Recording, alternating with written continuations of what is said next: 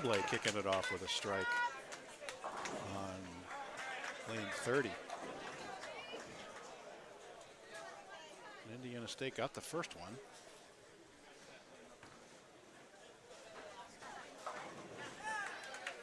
.194 final score for William Patterson. So that's going to be right at 320.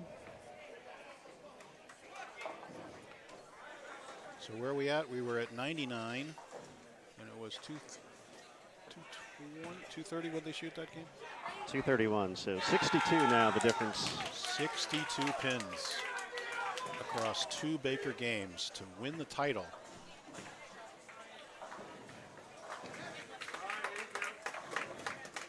And Indiana State did get their second strike in the 10th, so they're looking at $1.99, and it will be a 20-pin match for third. So slugfest for the title and a fight for third and fourth.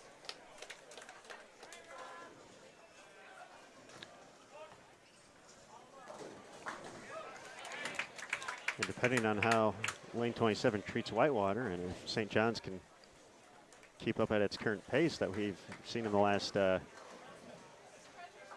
13 shots or so. Despite the $1.20, the pressure's still on Whitewater. I mean, 100%. You got to make up 60 pins across 2 games. That's no bargain. That's no bargain. So it's up to them to figure it out and put the pressure on.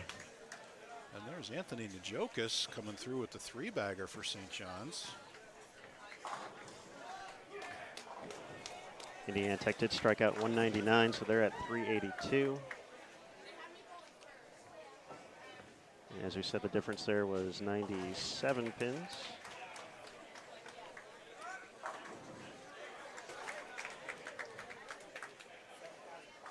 There's 19 pins between third and fourth. Wow. So guess what?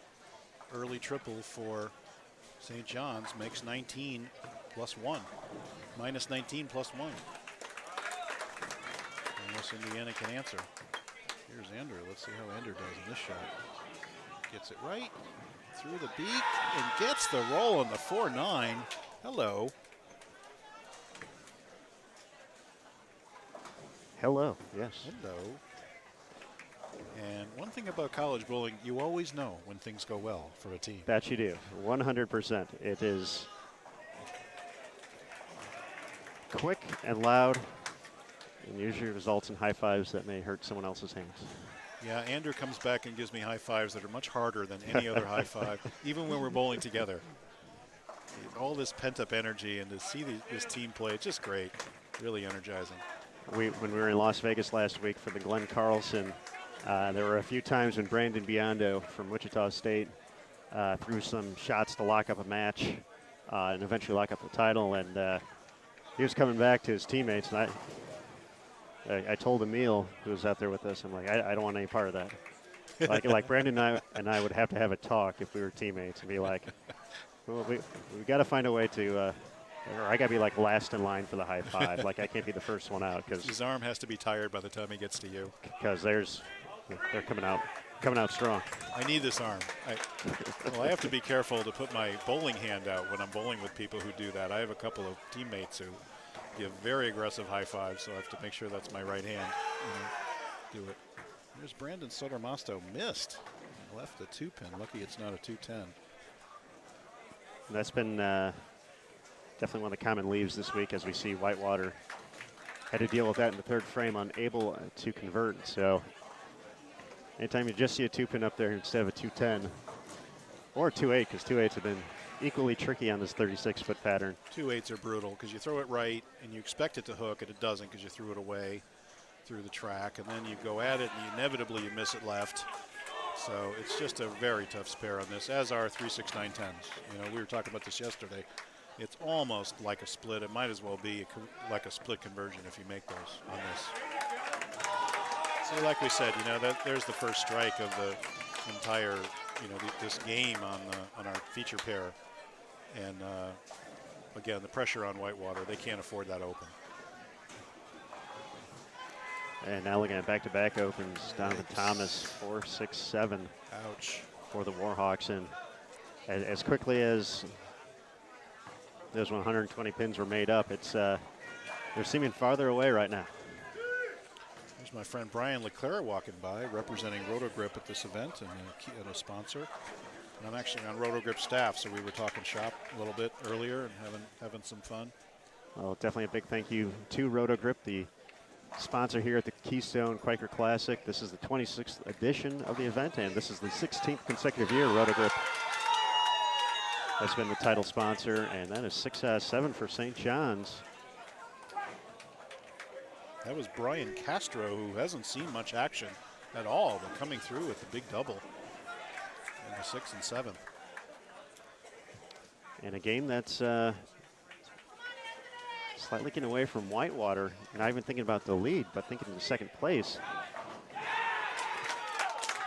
This could swing the second, third place a little bit here. They were down just shade under 100. Yeah. But Whitewater's still looking for its first strike on what has looked to be the tricky lane over on 27-28. And you called it. That left lane was not showing not proving friendly. And Whitewater had to be watching and worrying.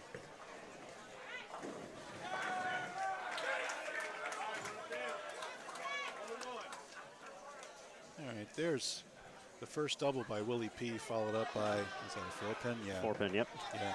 So. St. John's. So what did they just shoot? 260? They were 269 last game and a chance to go 279 this game. Yikes. After a 191 start. And Indiana has not doubled. So all that 60, or I guess it's at 50 now, or 40, goes to the lead. So they're 40 or 50 ahead now. Ahead meaning third. And we got to figure out what second might look like here. It's going to be... It would be Whitewater because they're struggling, right? So they were 134 behind Whitewater. And what did Whitewater shoot their first set? 440, so St. John's made up 20. They went 460. So made up 20, so they're still down by 115. So that's a long way, but hey, 270 versus what might be 150. They could do it in this one game. Keep it going. Andrew Hall striking in the 9th. Got to make a dad proud right there, baby. Come on. He didn't even make you worry about the 9th in that time. No. Good adjustment. Right. Again, that sanded idle pearl rolling so nice. And here's a triple for the Warriors. There they go. They could go off the sheet based on their history today. 270 would be their max score. And to imagine all that and then still might be holding on to third if that was the case, but they still have 7th, 8th, 9th, and 10th frame to go. Still 6 strikes away. And as you said, they only had a 20-pin lead on third. Whitewater misses the single pin in the 6th then. No. Is that a 9-pin? 260s now, St. John. Brandon Sodermasto. Boy, this pair has been sweet. Florida State has 217, 167 to start on lane 30. Yeah, well, maybe they opened it up. I don't know. I wasn't watching that closely how they were playing them, but really this is the time of day when they do, if they're ever going to open up. I mean, they're as carved on the right as they're going to be. You're deep in the oil, looping it around and hopefully get a little recovery, a little bit of hold. So about 270s for St. John's. Trying to hide my announcer's bias right here. It's all right. Bruce Hall, St. John's dad.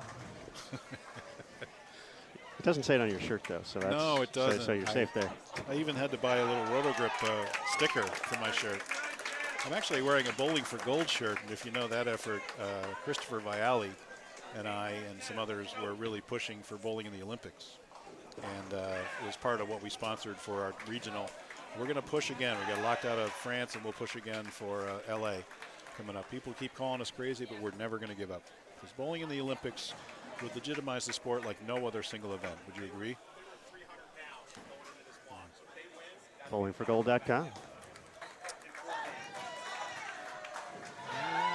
There it is, 279. Beat the 279, and even though Indiana State is at a very respectable 2-teen pace, they only had 20. That means they're going to be down by 40 unless they can double again.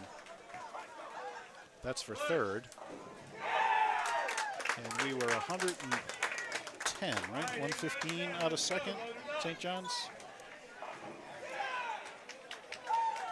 Go do this the old-fashioned way and just do all the math. You're doing it right. Because I'm terrified of math otherwise. Well, I do a lot of it in my head because we call a lot of single games. Uh-oh. Pat's giving us a correction here in real time. Aaron working. Oh, I subtracted instead of added. Oh, Aaron working the calculator app on his phone. Not well, apparently. I got it right. All right.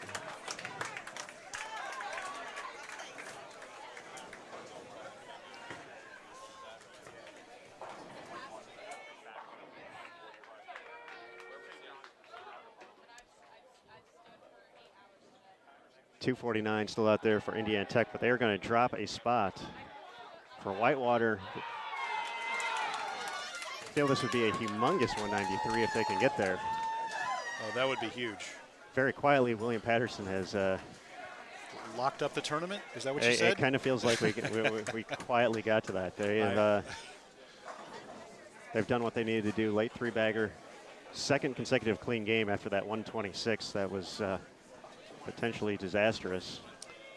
And again, in everything going on, you have to take your hat off to William Patterson with the great coaching. They just hung in there. Even a bad game, they lost a little bit of momentum, but they came back. And here's a 6 count.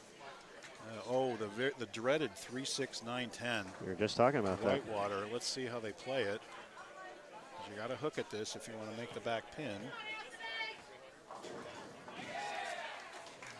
Here's St. John's once again with the front two. I do not know the last time I've seen a Baker set quite like this, especially as tough as they've been all week, but this would be just a tremendous finish. 221 for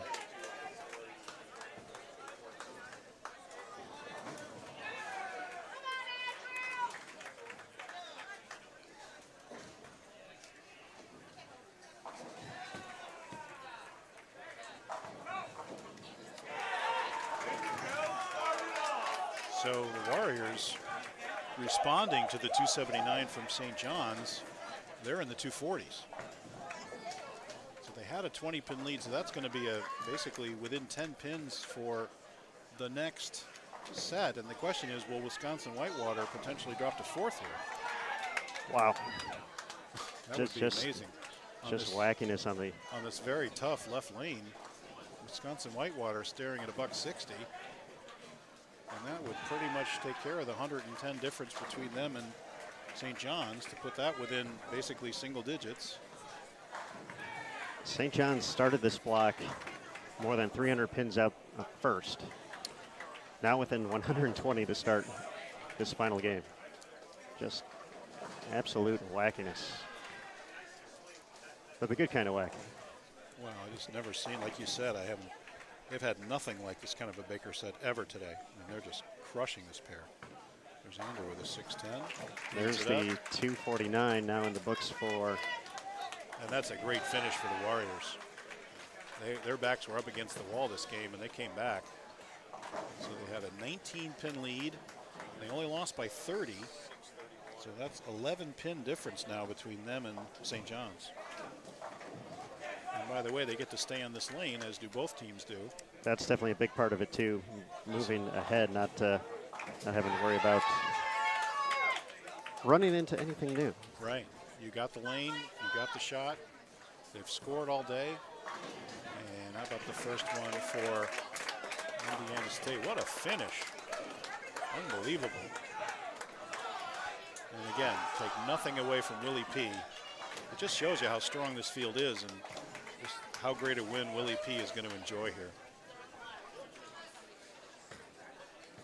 There's 11 pins separating St. John's and Indiana Tech. And how about a key double in the 10th for the 173. Warriors? That's for Whitewater. Gets them to 170, so they lose by 106. And they were down by, what, 115 or so in there.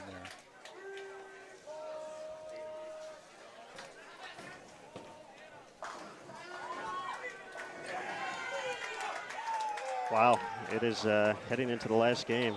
Just 19 pins separate second through fourth. Unbelievable. So do you have the exact numbers? My official, unofficial numbers, mostly unofficial because I'm writing them.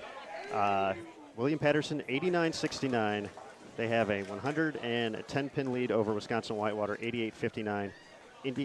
St. John's in a third, 88-51, and then 88-40 Indiana Tech. Okay. Indiana Tech starting with a double. So the key is 20 pins difference between second and fourth. I don't think anyone's going to catch Willie P. Unless someone can go off the sheet. At 100-plus pins with one game to go, I can't imagine that. Willie P's clean through three.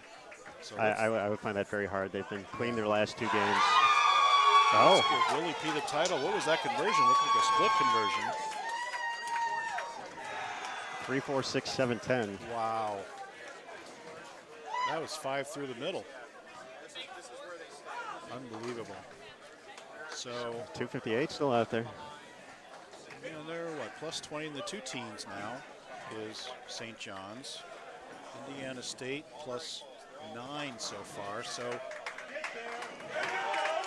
St. John's up on them. And guess what? Whitewater starts with an open. With a split 7-2. St. John can't stop, won't stop. Aaron, I think we can let the cheering do our work for us. What do you think? I agree. We do not have to be very vocal about whether or not they enjoyed the result, which is great about Baker bowling and collegiate bowling. I tell you, folks, you're seeing an amazing match here. And can they see Indiana off to the left there? You can catch the. You can see the ball track on lane 26. Yeah, they're on 25 and 6. Yeah. They're getting ready for their fourth frame. Have started double 9 spare and get a trip 4 for 3 out of the first 4. Very nice. Now St. John's is going to post well ahead of the other team, so we'll be able to do some math and see where exactly we are.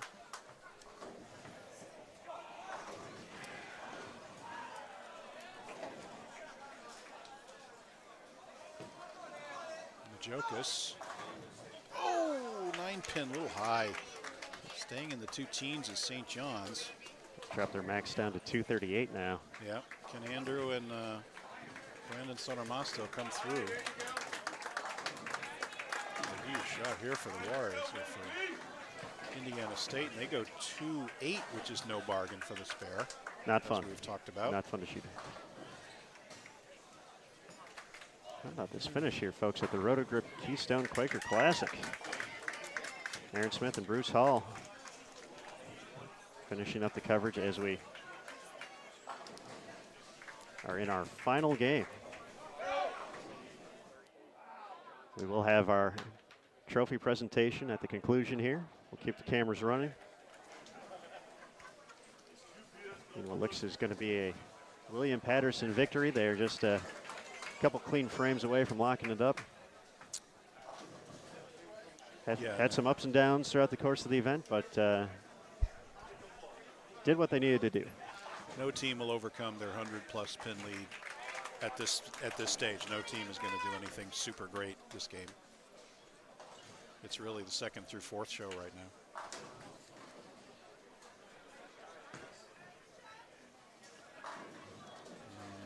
Shot's going to be right all the way. Yeah, that's a 1-2-4. Was that he missed? 1-2-4. Yep. The Whitewater's certainly taken their time this game.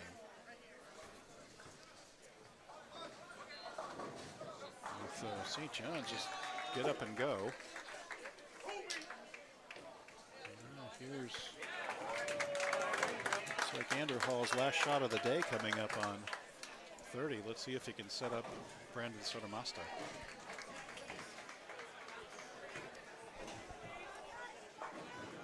That's 3-6-10 standing up there is for Indiana Tech, and there it is. Our tournament MVP, Andrew Hall.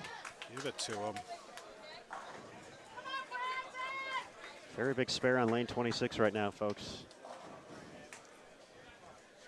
Yep, you can see it to the left of your screen, that 3-6-10. Very important conversion here for Whitewater, and give it to him. Perfect.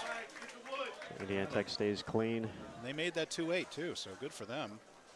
Staying clean. So right now, if St. John's strikes out, Indiana Tech cannot surpass them. And with the dreaded 210. Oh, it's just one shot away, always waiting in the wings. That 210 split, that's going to put St. John's in the 2-0. Let's see if they do some math. And the question is, does Brandon go for this, or does he get the wood? Additional question, does St. John have a left-hander on the bench, perhaps, who may... I feel you trust Brandon because he's made a lot of good shots, but... Now there's an interesting question. They do. They have G, who's sitting there, the lefty, and let's see what they're talking about. Brandon's deadly on these spares. I think they're going to let him take a shot at it. There he goes. Just going to get the one. 2-0 for St. John's. 2:06. It's a nice 9:45. Wow. What a set. 145 over. That's our biggest set on this pair by 130 plus spins. Unbelievable. But a tough finish for St. John's. So that puts them where now? Who do we have? Now, what is Whitewater? What do these guys need now? We can figure out their targets, right? That we can.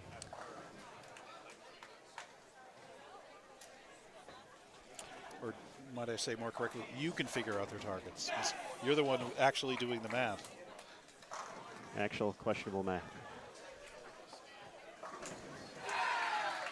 But 11 pins the difference Indiana Tech would have to make up to move ahead of St. John's. And right now they still have 246 out there. Well, here's the thing. They're at, right now, 216 pace. They've taken a 10-pin lead this game. Did you say it was 11? 11.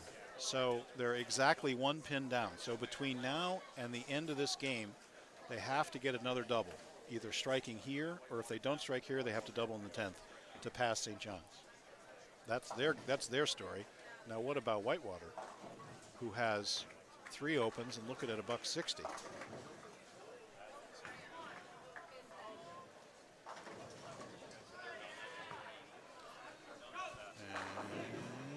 And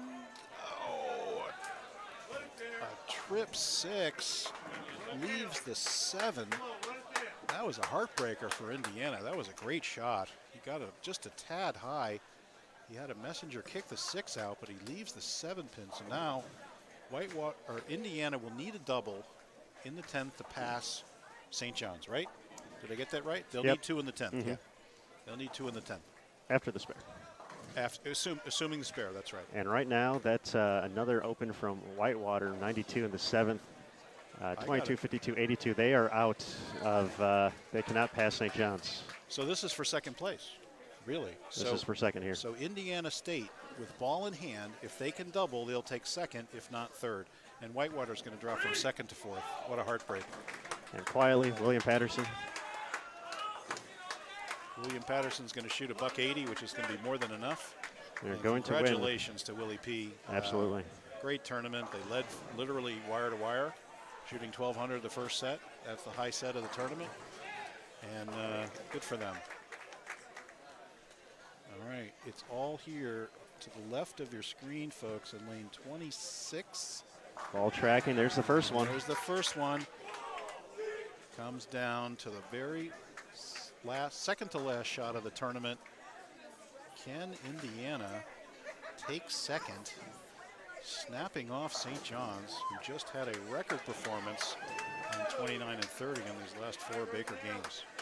9:45 for St. John's. Will it be enough, though? Big 249 switching lanes for Indiana Tech, and chance to be 225 here, but need this strike. And here's the shot, folks. It'll be to the left of your screen, lane 26.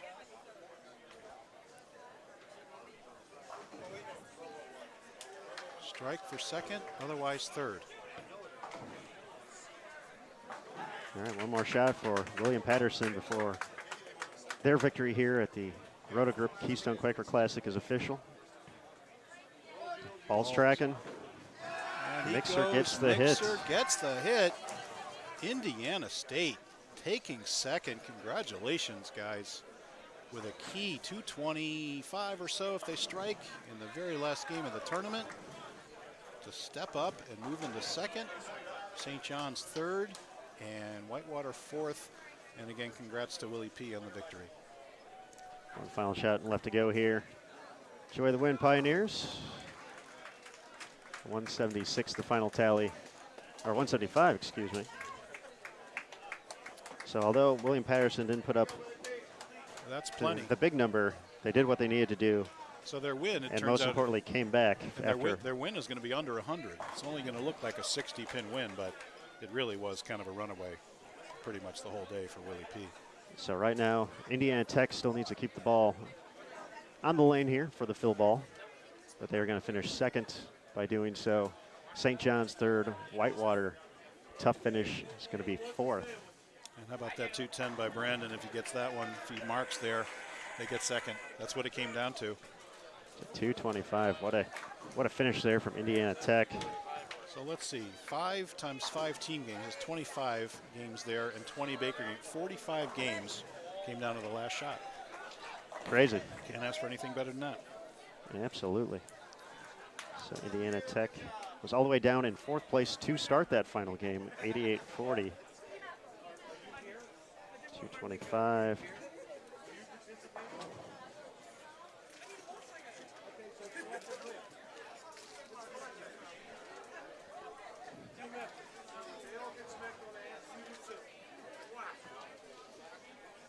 And Whitewater's going to wrap things up here with a 159. Very disappointing. That left lane proving tough for both those teams on 27-8. All right, final tally with the 159. So our unofficial top four pinfall, William Patterson, our winner 91-44. Indiana Tech 90-65. 8 pins ahead of St. John's 90-57. Wisconsin Whitewater in fourth 90-18.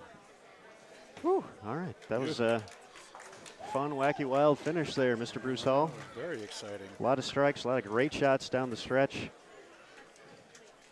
Well, these teams will have a lot to work on, a lot of momentum heading into the Lehigh Valley starting tomorrow. That's right. And got to say that this Tier 1 delivered everything as advertised and went right down to the last couple of shots. And I would say college bowling and youth bowling, if I look at Junior Gold and I look at these types of events and things like that, it's in pretty good shape. What do you think? I would agree 100%. The college bowling has been a super strong aspect of what we've been doing here on Bowl TV this year.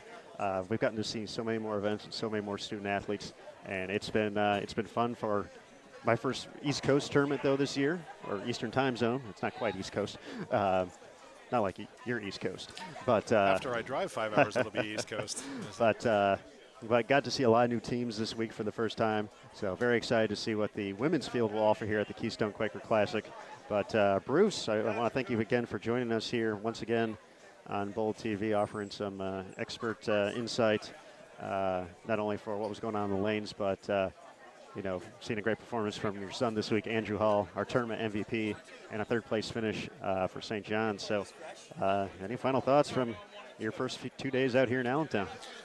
Really exciting. It's fun to watch the St. John's team come together, as a group. I think they're a great bunch of guys, and they've really coalesced very well. And look at the other talent out here. You think of teams like Indiana State and Whitewater. You think it's the Willie P show.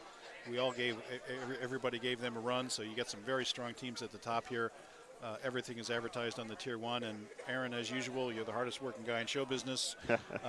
Great to see you guys out here covering these college events, and so glad for Bowl TV to really fill that gap. And great job, as always. Well, thank you, Bruce, and thank you again for A, for having your own headset readily available, because we did need that, and for joining us once again. So we'll let you go celebrate a strong finish from St. John's, and best of luck down the road. Of course, a top-tier bowler yourself, so we always look forward to seeing you at events on the lanes from the left side. I'll let you know. Hitting the 1-2 real hard. So, all right, Bruce Hall, everyone join us for our final Baker block here. We will keep the cameras rolling for the trophy presentation, so it's going to be held right in front of the lanes here. So we're going to go ahead, let that happen, take some photos, and then we'll be all done here from the Roto Group Keystone Quaker Classic. William Patterson, your champion here in 2019.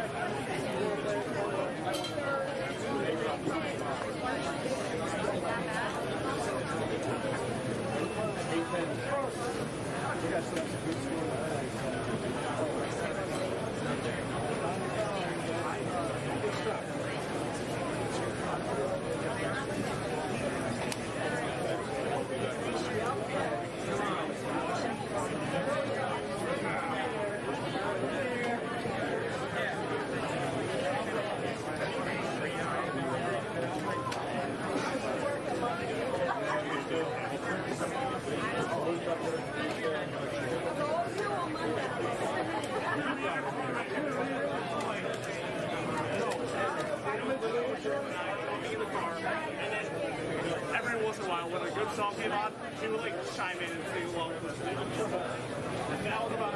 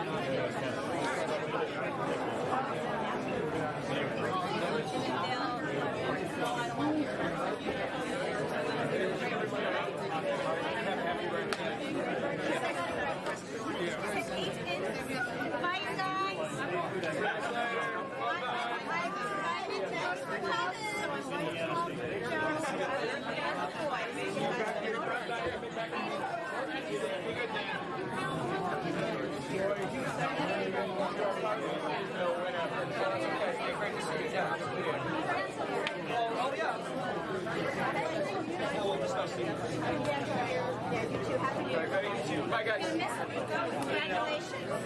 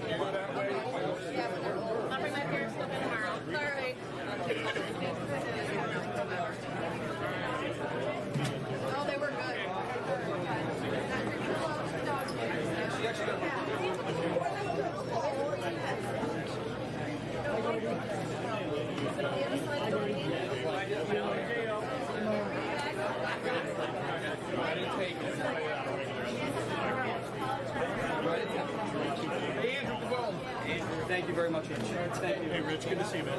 You're all right.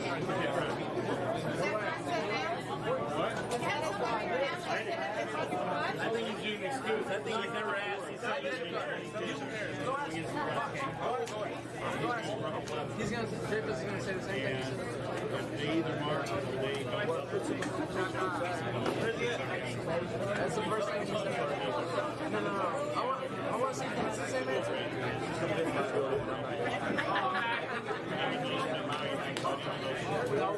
There's no we barely have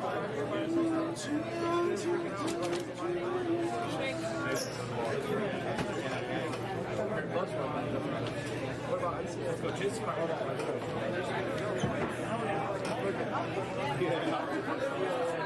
yeah, he's talking big shit. He went, oh. He said, where? That's what he's talking about.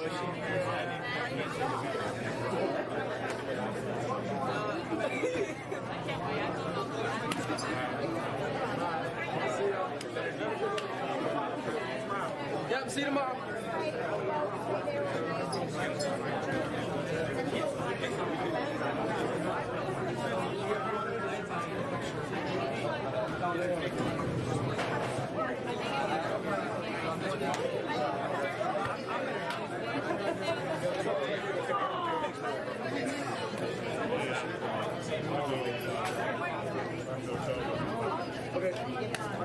Everyone, just a reminder, if you guys can put your chairs away and throw all your garbage out before you leave, that would be a great help to all of us here at Rose Bowl. I hope you guys had a great time.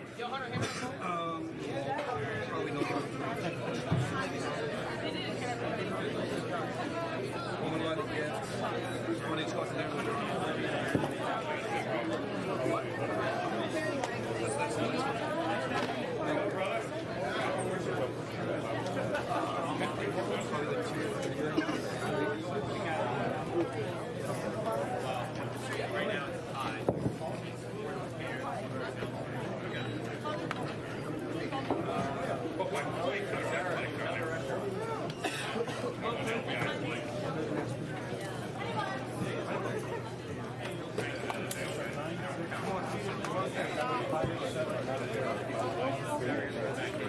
No, just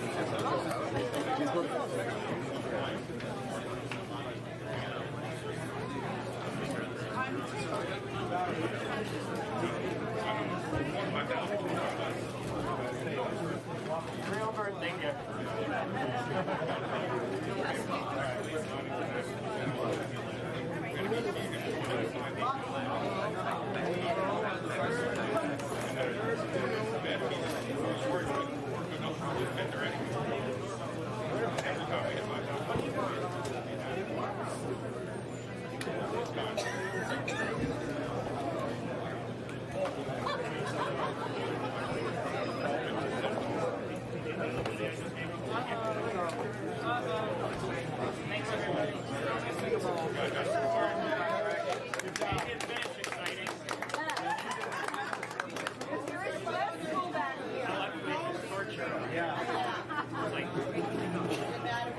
Couldn't wait till you guys got off that late.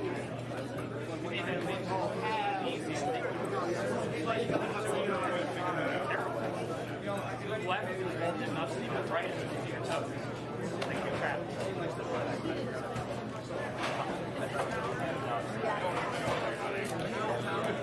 Guys, anybody need water down there?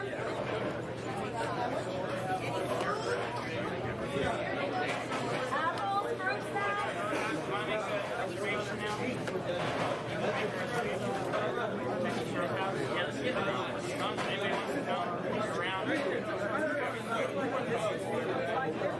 Yeah, it's like 10 minutes.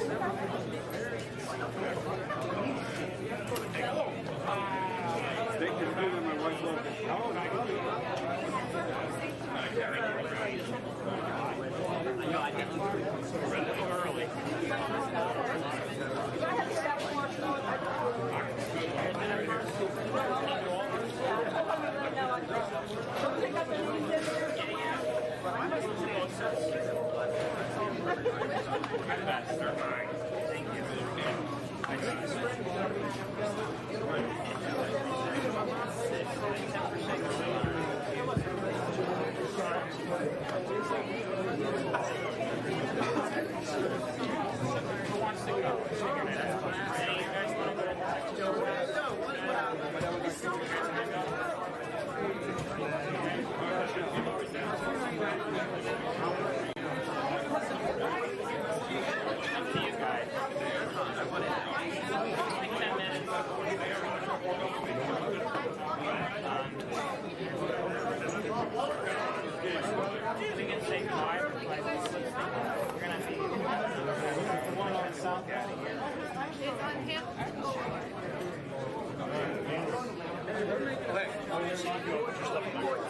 Oh yeah, actually.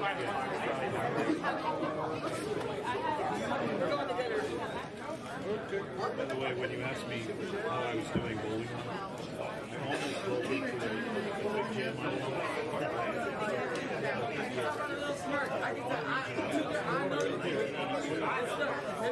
Paramus. I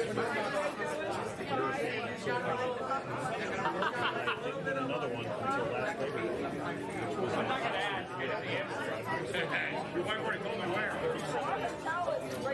so the reader, so I think I have the longest business.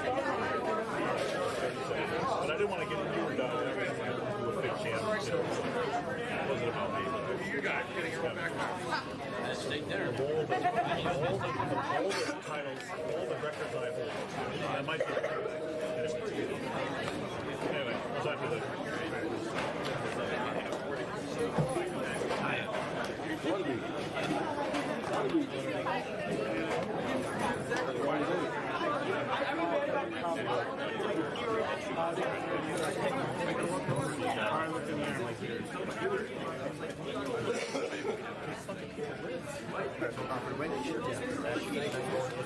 He's always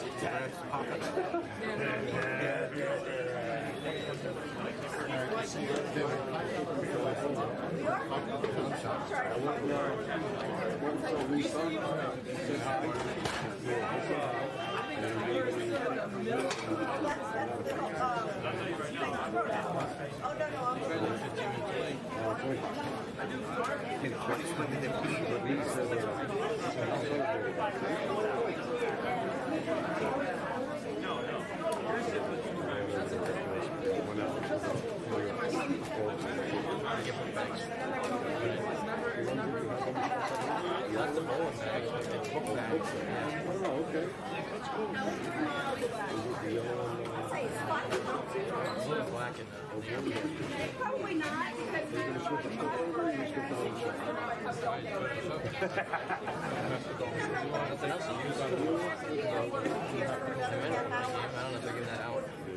gotta remember too, it's Saturday.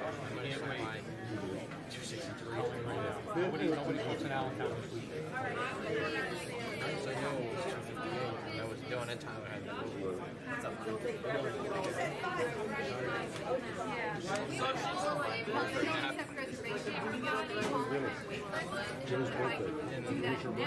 yet. And then GH never going to the casino. I'm just going to go to the pool. Does it make sense? Money, I can't get in. Yeah, they 21. I'm sure you did.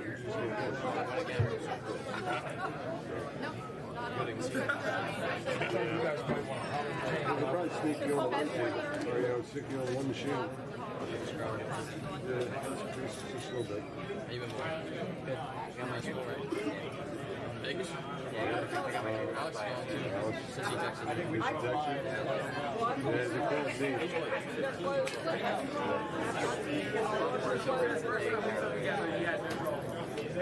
Yeah, she wanted to know if I could take it.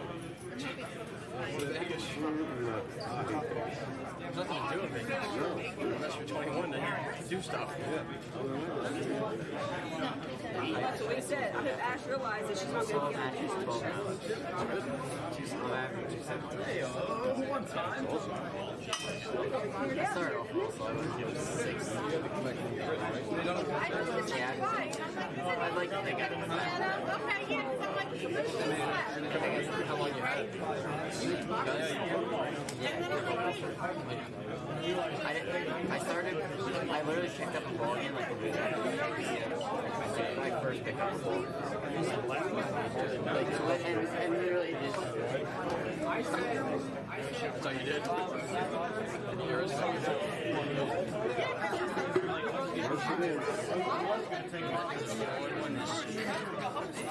No, that's what everyone's always been asking.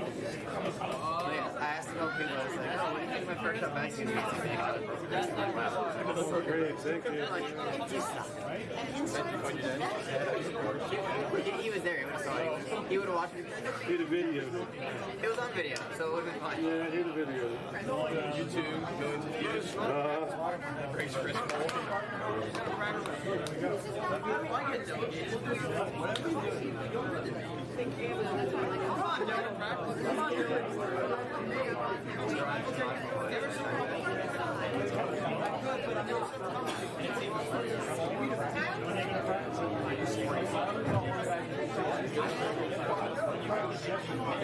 Only two people. I led the entire event.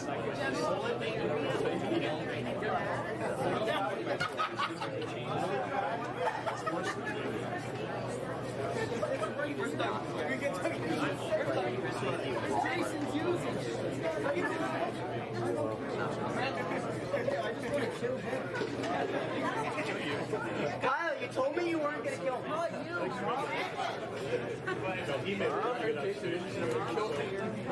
Motorboat and Whitewater.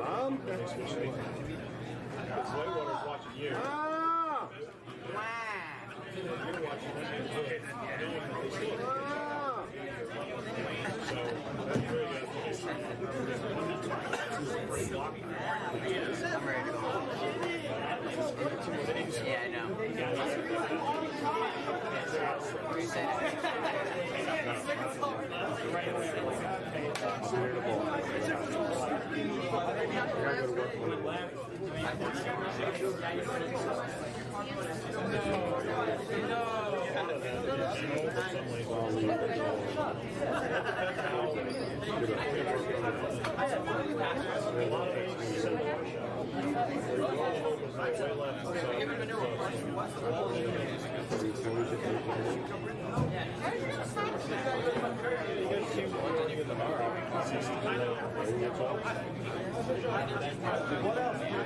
Yeah, your ball after you walk out.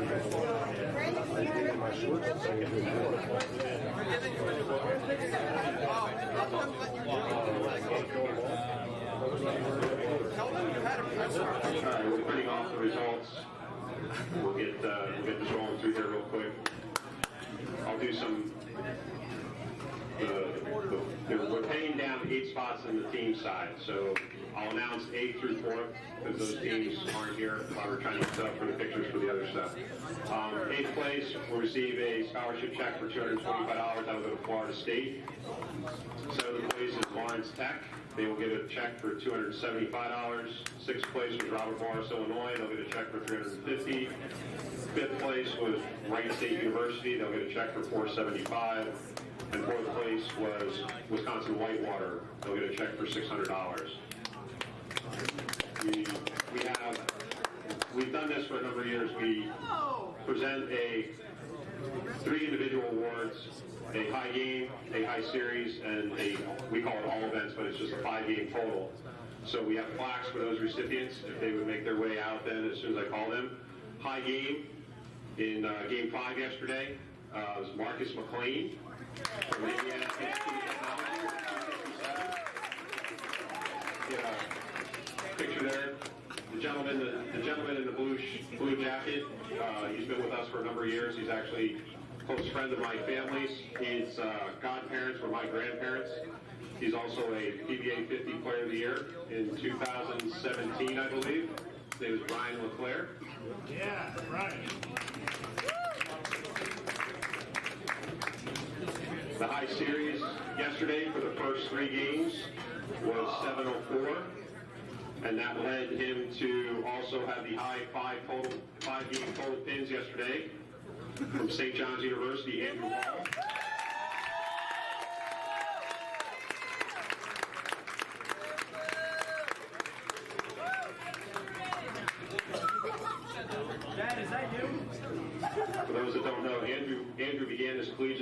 competition, I believe, 2 years ago at Arizona State, and then he came back home to the Northeast, and he was not able to bowl last year because he had to sit out a year, so instead he decided to come to Allentown. He won our 60th Lehigh Valley Masters tournament last year in November in this building. So obviously Mr. Hall likes this building. So congratulations, Andrew. Now for the team awards. We have a plaque for the second place and third place teams as well. So in third place, they'll receive a check for $800 and a plaque with St. John's University with a total of 9057. As I said yesterday, St. John's, Bill Delosky and his team have been coming here for upwards of almost 30 years now. We've hosted 27 tournaments in our lifetime in this building or in Allentown, and Bill has brought at least one team to every one of them. Back up here with the team too. Okay, now hug it out for Mom. She'll love that picture. Hug it out for Mom. Come on. As they're getting lined up there for their picture, I'll announce the second place team. With a double in the 10th frame, they jumped, I believe it was from third to second in the last game, was Indiana Institute of Technology. They'll receive a check for $1,000 and a plaque, so we can get you guys out there for a picture, please. Indiana Tech's been here before, but I think it's been a couple of years since they've been back at the Christmas tournament. So congratulations and welcome back.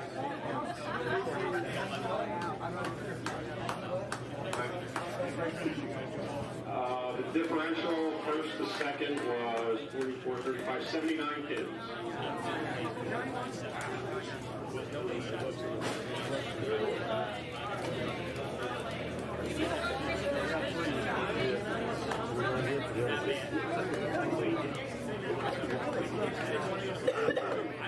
So as they're lining up, I'll announce the champion. Our 2019 Roto-Grid Keystone Quaker Classic champion, and this is another team that has been here every tournament we've ever run. They've entered at least one team. From Wayne, New Jersey, William Patterson University will receive a check for $1,500. And the players and the coaches will receive, we have 9 backpacks and athlete awards and a coach award. So congratulations, gentlemen. It was a very full event for you guys. All the teams, or most of the teams, will be joining us in the next couple of days over at Jordan Lanes for the Lehigh Valley Collegiate Classic for the men. The women will be moving over from Jordan, coming here to hold their Roto-Grid event. So if you have time and you're in the area, if you want to take in some of the things, we have a number of Christmas displays, Christmas light areas that you can take in this evening. If you have any questions on anything you might want to do, please stop and ask us. Otherwise, hopefully we'll see you all again tomorrow and Monday at Jordan Lanes. Thank you for coming. We appreciate it, and have a good night. Okay, cool.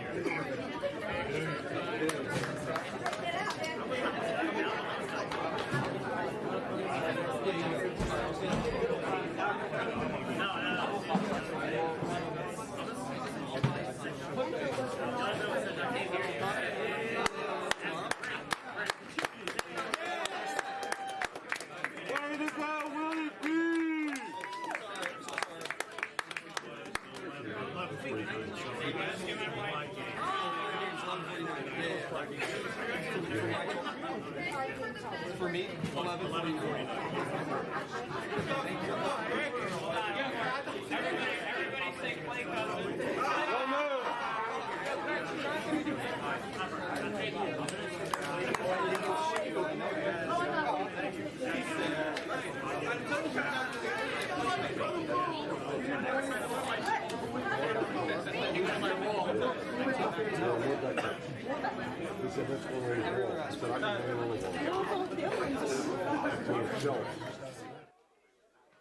All right, everybody, that's going to do it from the 2019 Roto-Grip Keystone Quaker Classic.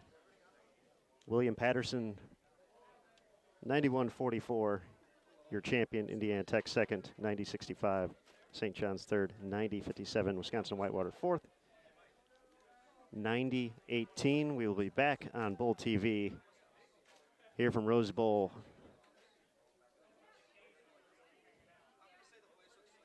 for the women's Roto-Grip Keystone Quaker Classic. Their 5-game traditional block will be starting at 11 a.m. Eastern Time. The men over at the Lehigh Valley Collegiate Classic at Jordan Lanes with Daniel Farish will be starting at 10 a.m. Eastern.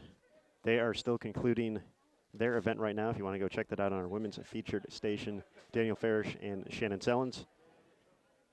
But for the staff here at Rose Bowl, our tournament staff, Patrick Polash, Fred Polash, his family, all the volunteers, thank you so much for an excellent, excellent event. We look forward to be back here the next 2 days. For all you great folks here on Bowl TV, we thank you. For Daniel Farish and Shannon Sellens, I'm Aaron Smith with USBC Communications. We hope you all have a great, continued great holiday season. And certainly a great new year, but we're signing off for right now. We'll see you next time tomorrow for continued coverage of the Keystone Quaker Classic Women's Division coming up next here on Bowl TV. Have a great evening, and we'll see you tomorrow.